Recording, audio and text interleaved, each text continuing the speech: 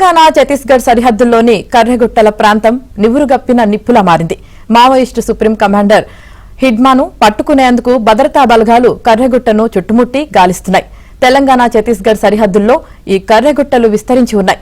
ఇప్పటికే కర్రెగుట్టల చుట్టూ భారీగా పేలుడు పదార్థాలు పెట్టినట్టుగా మావోయిస్టులు ఆ వైపు ఆదివాసీలు వెళ్లవద్దని హెచ్చరికలు జారీ చేశారు. దీంతో డ్రోన్లు MI-17 హెలికాప్టర్లతో కర్రెగుట్టల్లో భద్రతా బలగాలు గాలింపు చేపడుతున్నాయి.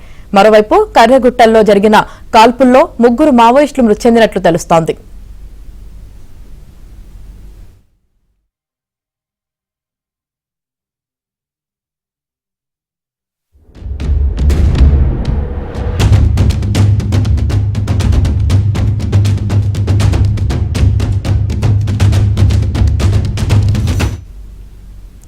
హిడ్మాతో పాటు భారీగా మావోయిస్టులు కర్రెగుట్టల్లో ఉన్నట్లు గుర్తించారు. 3000 మందికి పైగా మావోయిస్టులు ఉంటారని అనుమానం వ్యక్తం చేస్తున్నారు.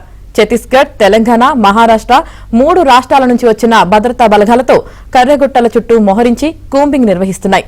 అటు బీజాపూర్, ఇటు ములుగు జిల్లా నుంచి భద్రతా బలగాలకు 3 హెలికాప్టర్ల ద్వారా ఆహారం, ఆయుధాలు సరఫరా చేస్తున్నారు.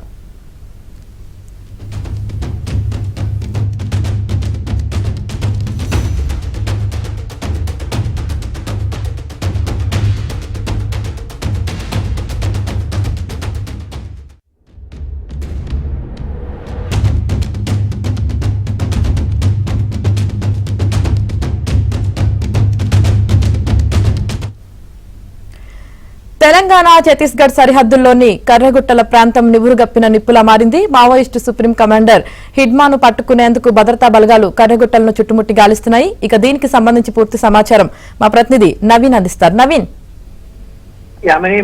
మూడు రోజులుగా కర్రెగుట్టల్లో అంటే తెలంగాణ ఛత్తీస్గఢ్ బార్డర్ మధ్యలో సరిహద్దుల్లో ఉన్నటువంటి కర్రెగుట్టల్లో 3వ రోజు కూడా భద్రతా బలగాల కూంబింగ్ ఆపరేషన్ కొనసాగుతుంది. ఇటు తెలంగాణ వైపు నుంచి, అటు ఛత్తీస్గఢ్ వైపు నుంచి బలగాలు విడిపోయి మరి కూంబింగ్ చేస్తున్నాయి. దాదాపుగా 145 కిలోమీటర్ల మేర విస్తరించి ఉన్నటువంటి ఈ కర్రెగుట్టలు మావోయిస్టులకు పెట్టని కోటగా ఉంది. అయితే ఇప్పటి వరకు తెలంగాణ క్యాడర్ తో పాటు ఇతర ఛత్తీస్గఢ్ కు సంబంధించినటువంటి క్యాడర్ కూడా ఇందులో తలదాచుకున్నట్టు, ఇందులోనే మావోయిస్టులు తిష్టవేసినట్టు పోలీసులు భద్రతా బలగాలకు ఉన్నటువంటి సమాచారం మేరకు వాళ్ళు ఆపరేషన్ కగార్ను ఇటువైపు మళ్లించారు. మొత్తం కర్రెగుట్టల చుట్టూ దాదాపుగా 10 నుంచి 12,000 మంది బలగాలను మోహరించి 3 రోజులుగా కూంబింగ్ ఆపరేషన్స్ చేస్తా ఉన్నారు. ఈ క్రమంలోనే 3 మావోయిస్టులు వాళ్లకు ఎదురు పడితే వాళ్ళను భద్రతా బలగాలు కాల్చి చంపినట్టు సమాచారం అందుతుంది. వాళ్ళ పూర్తి స్థాయి వివరాలు ఇంకా అధికారికంగా ప్రకటించాల్సి ఉంది. ఇంకా ఎంతమంది, వీటితో పాటు ఇంకెవరికైనా గాయాలయ్యాయా, ఎంతమంది చనిపోయారు, భద్రతా బలగాలకు ఏమైనా నష్టం జరిగిందా అనే విషయాలు ఇంకా పూర్తిగా అది ఒక క్లారిటీ రావాల్సి ఉంది. అయితే 3 రోజులుగా చేస్తున్నటువంటి భద్రతా బలగాలకు ఆహారం సరఫరా చేసేందుకు 3 హెలికాప్టర్లను ఉపయోగిస్తున్నారు. ఆహారం అయితేనేమి, ఆయుధ సామాగ్రిని కూడా వాళ్లకు ఎప్పటికప్పుడు అందిస్తున్నారు. ముందుకు వెళ్లేటువంటి భద్రతా బలగాలు ముందు వైపే కానీ వెన్ను తిరిగేటువంటి పరిస్థితి కనిపించడం లేదు. దాదాపుగా ఈ 145 కిలోమీటర్ల మేర విస్తరించి ఉన్నటువంటి కర్రెగుట్టలను పూర్తి స్థాయిలో ఆపరేషన్ పూర్తి చేసిన తర్వాతనే వెనుదిరగాలని భద్రతా బలగాలు అటు కేంద్ర ప్రభుత్వం భావిస్తున్నట్టు తెలుస్తుంది.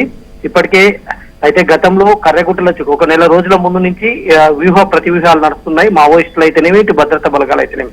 నెల రోజుల క్రితం మావోయిస్టుల పేరుతో ఒక లేఖ విడుదలైంది. కర్రెగుట్టల చుట్టూ బాంబులు పెట్టామని మావోయిస్టు వెంకటాపురం ఏరియా కార్యదర్శి శాంత పేరుతో లేఖ విడుదలైంది.